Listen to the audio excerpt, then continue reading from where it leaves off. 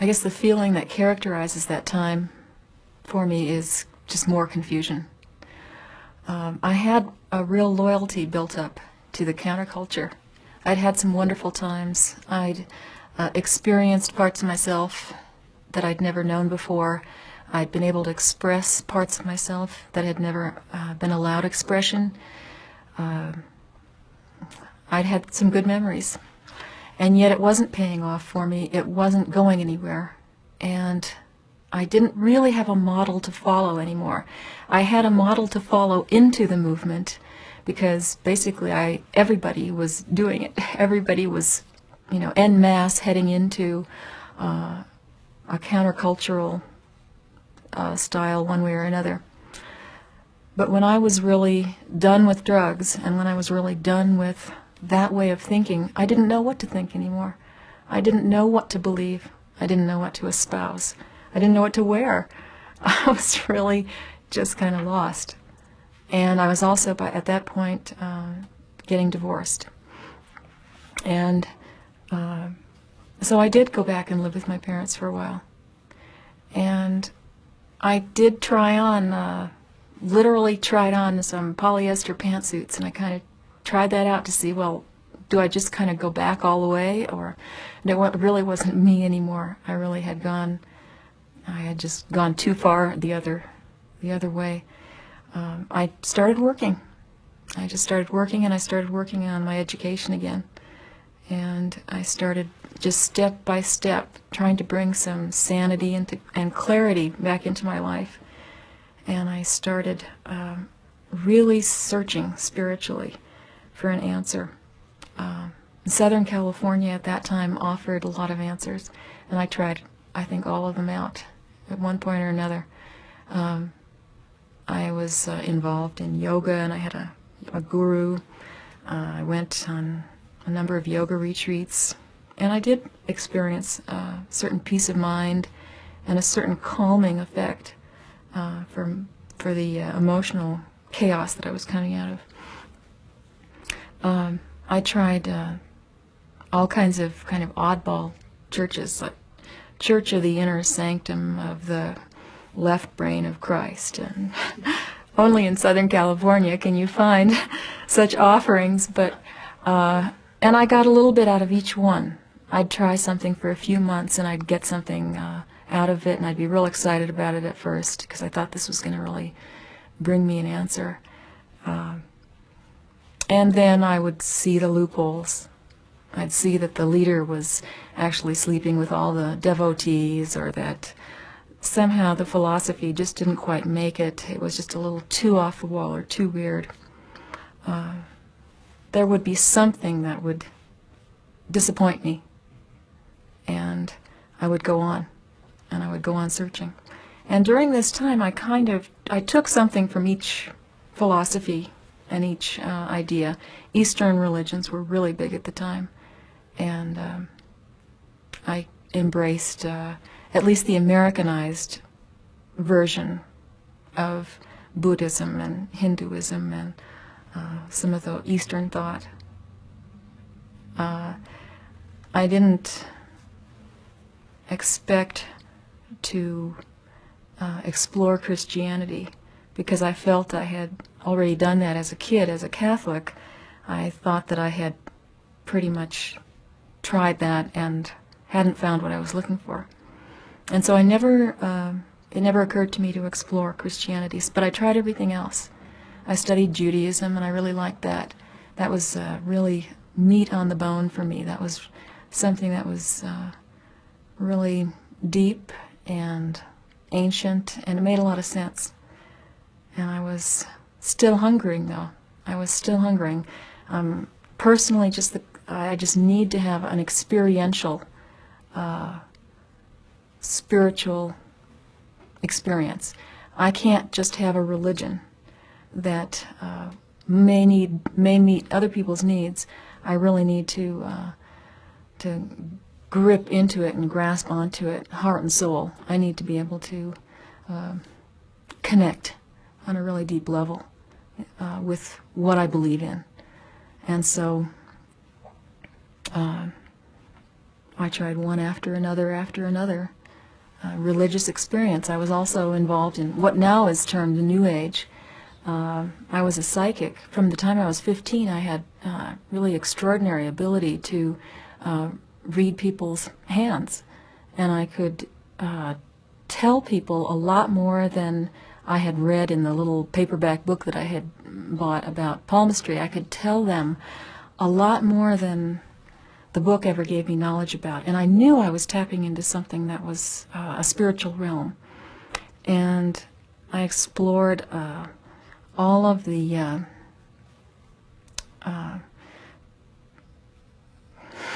I don't know the word. I explored the availability of astrology, and to the point where I really felt I was almost able to draw up charts myself, and I could, with that same psychic ability, I could read tarot cards, and I became almost, I guess you'd say, dependent upon the I Ching and daily readings, daily spiritual readings to give me guidance and give me a sense of purpose and definition. After years of exploring everything that was available on the spiritual market, I was still hungry. In fact, I was hungrier than I had been before. I knew I hadn't found it for me. I could see that other people were on some kind of a path, and I felt frustrated that my path was so eclectic and so broad. And so I began saying, God, I know you exist, and I know you are real, and since I can't make decisions for myself, I recognized that my decision-making ability was really diminished from having done so many drugs. And so at some point I had decided I'd made a contract with God. You make my decisions for me. Just make it very obvious what I'm supposed to do, and then I'll know I'm okay. And this was kind of God the Father. This was the God that I had somehow believed was there, but I didn't have a name for. And I prayed that he would show me what path I was supposed to be on, what particular way was going to be my way. Because at that point I was doing a little bit of everything. I was on my car dashboard. I had pictures of the feet of my guru, and I had feathers from the peyote meeting I had attended and the Indian leader I was following, and just on and on, rosary beads, and I needed to clean off my dashboard. I needed to have, just one object hanging from my, rear view mirror. I really wanted to have one way. And so I really prayed that God would pick that way out for me, because he knew, where I was at and exactly what my needs were and so on. And I was really expecting somehow an answer to come that would say Zen Buddhism. Because in the background of a counterculture, Zen Buddhism is kind of the top of the heap. It's at the peak of the pyramid. It's the hardest way to go. It's the deepest meditations, etc. And I thought that I was going to be given that answer. And instead I had this tremendous yearning to pray to Jesus. And I was very suspect about that, because having had a background in Catholicism, I really felt I had tried Christianity and that it had failed me miserably.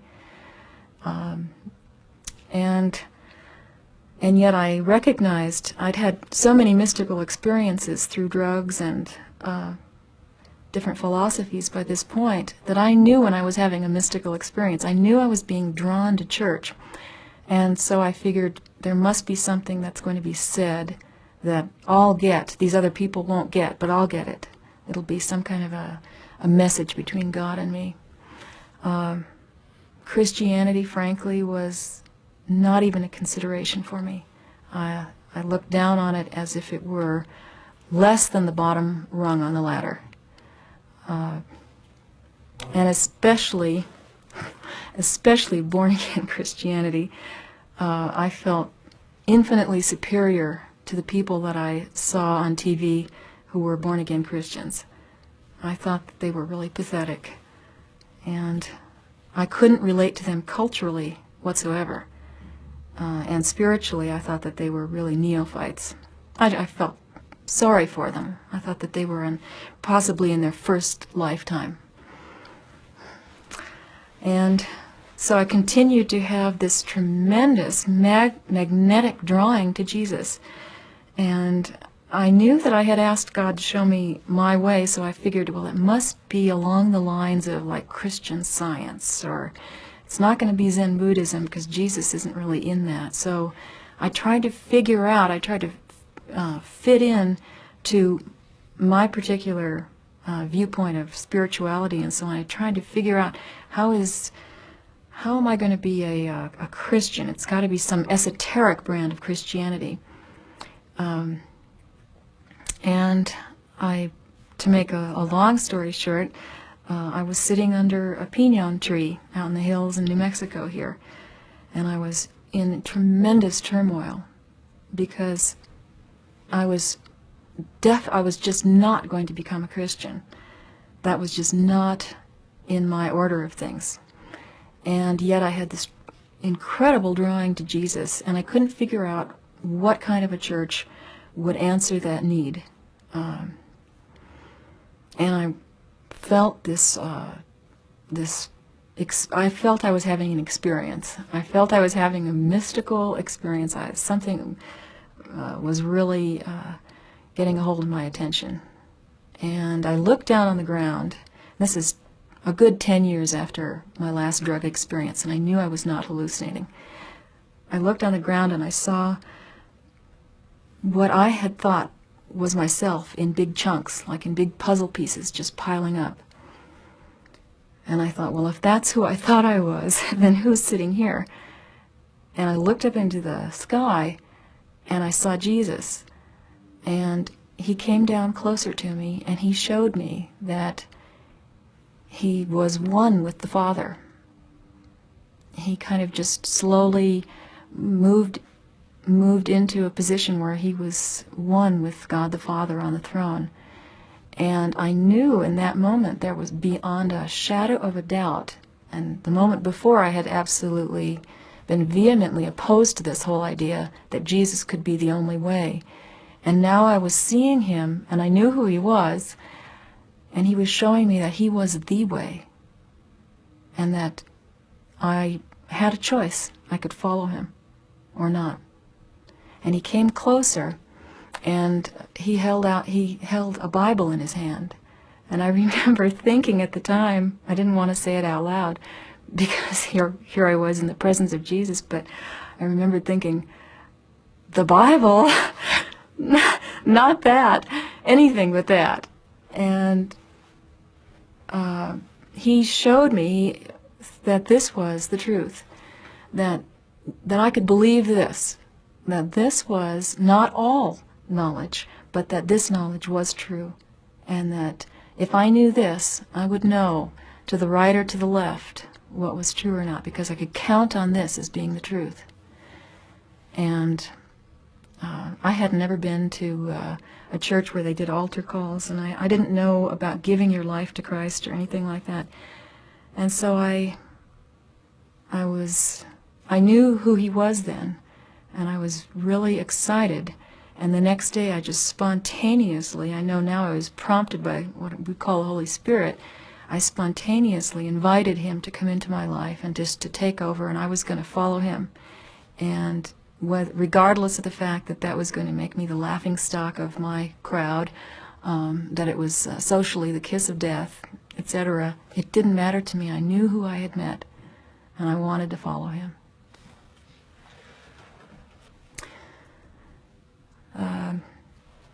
About the time that I recognized that the people who were sitting around getting stoned, talking about the movement and the revolution and so on, were actually going nowhere with their lives. They weren't taking good care of their children. They weren't taking good care of themselves. It was almost an overnight kind of impact.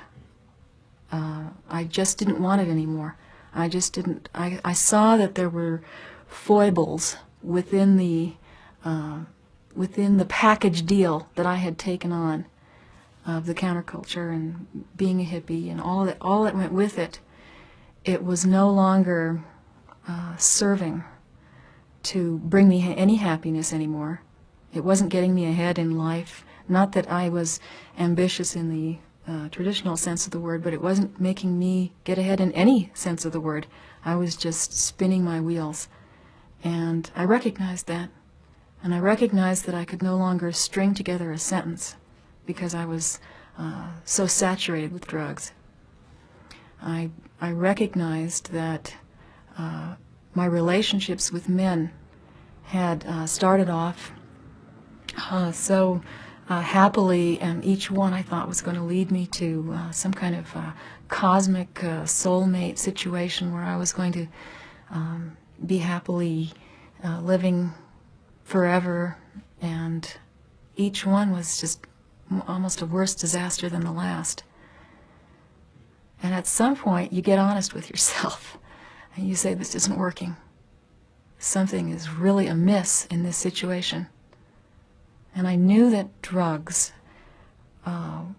as many good experiences as I'd had on them, as much fun as I had had, that I just was not able physiologically to handle them anymore. That it was destroying me. So that was pretty much for me. That really marked the end. It's a long road. I guess life is for everybody. I've tried to examine what I wanted, what was good, what was valuable from those years. Initially, I think I did throw it out. I walked away from it. And then slowly, some of that has come back, and living in northern New Mexico has been part of, it's just a place where a lot of people are espouse ideas that are really different from the mainstream and so on. And so it's hard for me to answer that question. I have to think about that. Can I think about that a second? Okay. I returned to some of the values I had as a child. I think, strangely enough, being a born-again Christian has given me the freedom to examine a lot of my values. I took on a belief system, but I didn't take on the cultural identity of a born-again Christian. I felt, I guess, grounded enough in myself, identified enough still as, although I'm not a New Ager or a hippie anymore, it certainly is a strong part of my background. I did take a lot with me. There was a lot that was valuable, and I don't really want to throw it away. Everything from the idea of natural foods and enjoying the beauty of the world, enjoying the mysticism of life, the preciousness of life. I guess I can't attribute those strictly to the counterculture, but that's where I learned, that's the period of my life where I really learned to appreciate what was real and what was earthy. And I really did get what I wanted. My dreams did come true. I do have a great husband. I do have beautiful children. I did eventually become a teacher. I'm teaching 6th grade now. I did end up with my early dreams, and I'm still trying to incorporate and sift through and understand what God provides for me and what is just there in the world that isn't really useful to me as a person, isn't really going to help me grow, isn't going to really edify anybody else in my life. It's constantly just a process of sifting and shifting and trying to be facing things honestly and trying to confront issues and trying to be open to what is available that's, I'd say for me it's godly, that what is available that's positive, and I just want to continue to grow as a person. I want to continue to pass on to my children that which is rich and wonderful and good. I think everybody wants to do that. I'm not sorry for having gone through a lot of those experiences. I learned a lot. I did learn that there's a lot of different kinds of people, and that people come to truth, come to different realizations, come to different levels of understanding at different times. It is personally a goal for me to not be judgmental about people, about where they're at and what they're into, but to try to be supportive of that in them which is right and good, and to trust that God will do the rest in their life.